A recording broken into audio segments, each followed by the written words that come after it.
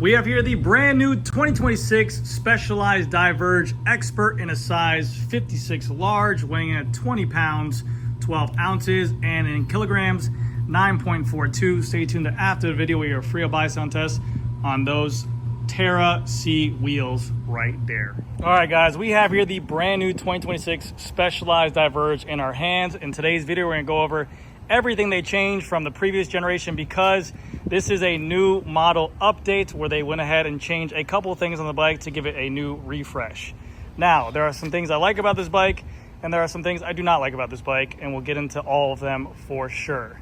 So let's start off with the pros. The Diverge, honestly, from a gravel standpoint, is a crazy capable bike. You have a really wide tire clearance, up to 750C tires can go on here. Right now the bike comes with a 700 by 45C, but they went ahead and made that bigger from last generation's Diverge. That bike could only take up to 47C, so with the gravel trend going to a 50C tire, I've seen some people put a 29 by 2.1 on here. There's enough clearance in that front fork and also the rear stays to give you that option. It is very capable in the means that you can do whatever you want with this bike. You can race it in big events like Unbound. You could take it backpacking. It's definitely more of the do-it-all endurance style gravel bike that you can still obviously race. Now, Specialized also makes their Crux, which is a little bit more of their race-oriented gravel model that is very much lighter weight. But this bike is crazy capable because you have the SWAT storage, the Future Shock, which some people, if you've ridden it, you love it. If just looking at it from a standpoint, you're like, that's a very big gimmicky thing, but we'll talk about that in just a second. Another thing they did to this bike that I also do like is that they lowered the bottom bracket and they also increased the reach a little bit. This is gonna help give the bike a little bit more of a longer wheelbase, feel a little bit more planted on, like, let's say a crazier descent or maybe some single track. You're gonna feel more stable on the bicycle. By having a longer top tube on there and a longer wheelbase, you'll feel more capable going downhill at faster speeds or going over features like rock gardens or tree stumps or whatever you want with these bikes. Obviously, you have to have the handling for it, but it is definitely easier to do with that as well. And they do give you a nice wide handlebar and the drops to go ahead and tackle those things. The new bike comes as stock with a Future Shock 3.0. So now with the Future Shock, this is a very nice piece of technology. This is a 20 millimeters of suspension above the bicycle. So what that means is on a traditional shock down here, no matter what you're doing, whenever you pedal the bicycle, you're getting a loss of power going into that suspension. With this being above the platform of the bike, you're gonna get all the benefits of suspension where you're gonna have reduced vibrations in your hands, in your shoulders, in your triceps, in your neck area. You won't get beat up as much while being on the bike because this is able to move, which is really great, without losing any kind of power. If you're riding the bike, you stand up, you're not gonna lose any kind of power going into that, which is always great. So the downside to the Future Shock, though, is it cannot be made integrated cables. And this is 2025, or this is a 2026 bike model. And the industry is so competitive right now. Consumers want integrated cables. Although this makes changing out headset bearings crazy easy, although this makes it very easy to go ahead and travel with this bike and backpack it because you can take off your handlebar and stem very quickly, people really do care about aesthetics in today's day and age of bicycles, and some people are really turned off by the exposed cables on there. With this model as well, they went ahead and upgraded to the UDH, which I love because now you can go ahead and fit any kind of XPLR group set on there or any kind of transmission SRAM group set that you want on here, which makes it a very capable bike. 1 gear in the front, 13 speeds in the rear, 10 by 46 tooth cassette, very, very nice. I actually have this group set on my bike and the Force version. But again, like I said, you're getting a bicycle with a derailleur that is has a ton of gear range, and also it's way more robust. So if you do backpack, or let's say you're being really not taking care of your bike, without that derailleur hanger, you don't have to worry about the derailleur getting bent. If you travel with it, you don't have to worry about it getting really messed up in the bike casing box or whatever as well. So it can take way more abuse on that rear derailleur, and you don't have to worry about parts breaking on your bikes, which is always good. So I like the UDH. I think that majority of all gravel and mountain bikes should come with a UDH option to run those on your bikes. Now let's get into the things I don't like. Me being just a fan of bicycles and a fan of the industry, also me working in a bike shop where I have to go ahead and sell bikes, the aesthetics, if I were to have this bike next to the last year's model or last year's generation, it doesn't look like the bike changed at all. I wish they did more to the aesthetics of the bike to really showcase a difference. Now, again, like I say, in terms of like a really good bike to ride, this is it. This is a great option for it. But in terms of like selling someone from last year's model to this year's model, like people are like, well, it doesn't even look like a change. I want something cool to stare at. You guys don't think that really matters, but it does. You know, it's really hard to make a jump when it looks like the exact same bike, even though it has way more features. The SWAT storage in here on the down tube, they made this a little bit larger, much more sleeker, so it's easier to get stuff in and out. This is really nice. It's cool, but it's not really like a crazy upgrade because the older models had it. Yes, it's bigger. Yes, it's sleeker. It's not as bulky. But again, okay, we're gonna get in there. You're gonna make it look stupid. But again, they really focus on this. Like they're like, I think like 2 of their features on their website page are like, this is bigger and it's SWAT storage 4.0, which is cooler. I'm like, that's not really the biggest crazy upgrade on there. And also the Future Shock. This is the Expert model. This bicycle costs $6,000. On the last year's models, the 6,000 or the Expert models got the Future Shock with the adjustable plus or minus on here, where you can go ahead and open up your Future Shock or completely lock it out. Now on 2026 models, the Expert does not come with that adjustability, which I think it should, in my opinion. I think that's kind of a real big flop by Specialized, because I know they really want to push like the difference between the Expert and the Pro, but I think for this kind of money, you should definitely have that integrated into the price, because it's a $6,000 bike that you used to get that kind of feature on the older models there. The tire clearance 700 by 50C, it's great. Would I like to see it maybe up to 700 by 51 or 700 by 53? Sure. Can you push the boundaries of 750? Of course. I mean, you can definitely get away with a little bit wider tire on there. But the main overall kind of bumminess on this is just the overall looks of it. It doesn't look like a new bike whatsoever. You could literally say that you did nothing to it and people will be like, oh, that's the exact same bike. So that's really just my gripes with the bike. Was just the overall aesthetics of it. It didn't even look like a change. Maybe add more aerodynamics, maybe add a longer head tube or something like that, make it more aero, because everything's going in that trendy direction. But again, you have to look at it from their standpoint.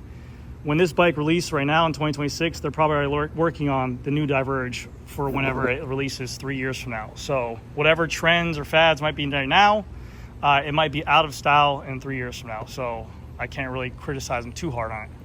But yeah, let me know what you guys think on this bicycle. Do you guys like the Diverge? I know everyone wants integrated cables. Will Specialized ever go away from this Future Shock to add integrated cables, because their Diverge, their Roubaix, their Crux, and their Athos for now all have exposed cables. And like I always said, I kind of give Specialized crap for this. They're such a company that believes in integrate or die, or innovate or die, but they have 4 of their top road bikes with exposed cables in the year 2025. So that's my take on it. But anyways, let's get into this bike right here. $6,000. What do you get on it? Starting off with the top, you get a Expert alloy handlebar and a 42 configuration up top here in a size 56 and a 44 down here, giving you a lot of confidence when going downhill or even on just some loose sand. So that way you have a little bit more reassurance. You get a Specialized Future stem on here as well in a 100 millimeter configuration, along with the Future Shock 3.0. This is the stock height it comes with out of the box, but there are 3 spacers you can go ahead and put underneath this to increase that height by 15 millimeters if you want to. Or if you want to go lower, they give you a different top cap to go ahead and get that Future Shock a little bit lower, and you can run that slammed on there as well. This bike comes equipped with the SRAM Rival XPLR group set 1x13. They also make the Expert with Shimano GRX wireless now, which is $500 more if you're not a SRAM fanboy. So you can get this bike with the same wheels, same frame, just a different group set for $500 more if you want to go that route. This is the purple color they have. They also do have it in like a blue-green color. Going on down to the fork area, you have a lot of mounting points if you want to add an extra water bottle, some pannier bags. What the hell I say pannier bags for? Pannier bags, a lot of storage. This is again what this bike's all about: backpacking, storage, stuff you can put on here. You have tons of options. You have a little spot right here as well if you want to add a little dropper post on there if you wanted to. With a cable, you can do that. Going to the wheels, you have the Revolve Terra C's. That's their gravel wheel set. I believe it's a 25 millimeter internal rim and a 34 millimeter external rim, I believe, paired with the specialized tracer tire and a 700 by 45C. Nice aggressive bite marks on here for the sides, pretty smooth in the middle, but overall a decent tire. Tire is always gonna be preference and choice, but I think they did a pretty good job. For the wheels on the C models, you're gonna get the DT Swiss 370 hubs. If you want the CLs, you're gonna come with a 350 hub, and if you did the CLX, it's gonna come with a Revolve hub with a ceramic DT 180 internal bearings on there. The wheels are hooked. They are tubeless ready. There are butyl tubes inside of here. They give you valves if you need to, but you can go ahead and put the new valves in there, add fluid to it, and you're good to go off to the races. Going over to this side, they did make the jump to their lighter weight axles. You can see this kind of going forward on all their bikes. It's a good way to remove weight on their traditional through axles. You have the SRAM Rival new disc brake calipers right here, along with the SRAM Rival 160 millimeter rotor in the front. Going down the frame here, you have the Specialized logo right here. And the bottom bracket is going to be a threaded standard BSA SRAM dub bottom bracket with the SRAM Rival crankset on there. The SRAM Rival crankset, or the SRAM Rival group set in general, is a really good group set. They made some nice updates from the older model to the newer model. And with this cutout right here on these cranks, they were able to shave off like 100 grams from this alloy arm on there, which is really cool. Water bottle holder here, water bottle holder here. Another spot for another water bottle, or if you want to run like a keg system where you can put tools inside of here. So if you want to put like tire levers, tubes, whatever you want, and then all your nutrition here, you can do that as well. You have a spot up top here for a bento bag, again for nutrition, fuel, whatever you like. You have your SWAT storage system. You can open this up, and then they give you inside of here a little bag that will have like a tire lever and other stuff inside here, so it's not just jingling around inside this raw carbon place right here. Close that down. This frame, the Expert, is a 9R carbon. Also, what I thought was really weird is that the Diverge for this year does not have an S-Works model. It just has their regular Pro limited edition. So I believe it is 9R carbon in that model all the way through. So they wanted just a more denser carbon, again, more robust, just in case you are taking this thing off drops, jumps, rocky terrain. It can handle that with not being such brittle carbon fiber on here. You have a spot for a front derailleur mount right here, and then you have a 40-tooth chainring on here in the front with a SRAM dub Rival system on here. I believe for the 56, Specialized pretty much behind the curve, but it's a 172.5 crank arm. You have a nice piece of rubber right here to go ahead and help with chain slaps right here to make it a little bit more quieter. SRAM Rival chain, and then a SRAM Rival XPLR cassette in the rear with the SRAM Rival XPLR rear derailleur right here. Battery removal system right here. Very simple to do. And then you can go ahead and shift up and down. Main difference between SRAM Force, SRAM Red, and SRAM Rival, you get the same ergonomics as the Force and Red shifters. Mainly the Rival does not come with the boner buttons, or the bonus buttons right here to shift on, but the shifter levers are carbon fiber, so very, very nice for that price point. Back here you have options to mount fenders on the rear, 700 by 45C tire, the same Terra, nice wide clearance, but again, another fender bolt spot right there, and DT Swiss 370 hub. Going over to this side, 160 millimeter rotor, SRAM Rival disc brake caliper. I love the black calipers on here. I wish SRAM Red make a black caliper option for that. I think it's pretty dumb that they only have the black calipers in Force and Rival, but you know, it is what it is. It's just I'm just some guy with a dumb opinion. And then you can see here, this is a 45C tire again, but you have a ton of clearance on both sides for here. You have a traditional 27.2 seat post with a Specialized Terra seat post. You can run whatever seat post you want in here. You can run titanium, aluminum, carbon fiber. You can run an Alpinist seat post. You can run a Dorimo. You can swap these things out. Again, making it an ultimate bike packing bike, because you go into a bike shop anywhere, they will have a 27.2 seat post collar. They will have a 27.2 seat post on there. So very, very nice stuff. And then a Specialized power saddle and a 143 comp edition, I believe. No, I'm sorry, Expert edition with hollow tie rails and a plastic body in here. But let me know what you guys think for the $6,000 Specialized Diverge Expert. Do you think the changes were big enough to go ahead and justify this on their launch, or would you like to see more from them? I mean, you literally had Cervelo launch their brand new Aspero 5. I know it's their premium bike, but that thing is aero, sexy, sleek. That's definitely more competitive to the Crux, I would say.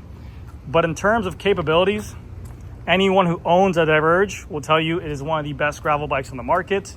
You can race with it, you can ride with it for fun, you can do 200-mile endurance days, rides on it, whatever you want to do. This bike is very capable. Talk about N+1 bike. It can do whatever. So let me know what you guys think.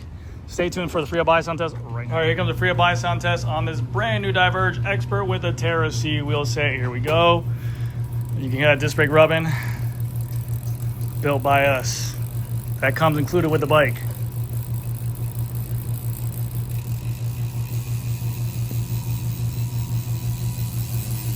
Very quiet free up on there. I'd probably say it's an 18-tooth ratchet in there. You can upgrade to a 36-tooth ratchet or a 54-tooth ratchet to get better engagements, which I do recommend if you are climbing with that thing. More engagement will have better contact points when going uphill. Anyways, guys, that's going to do it for this video. Thank you again so much for watching. I'll see you guys in the next one.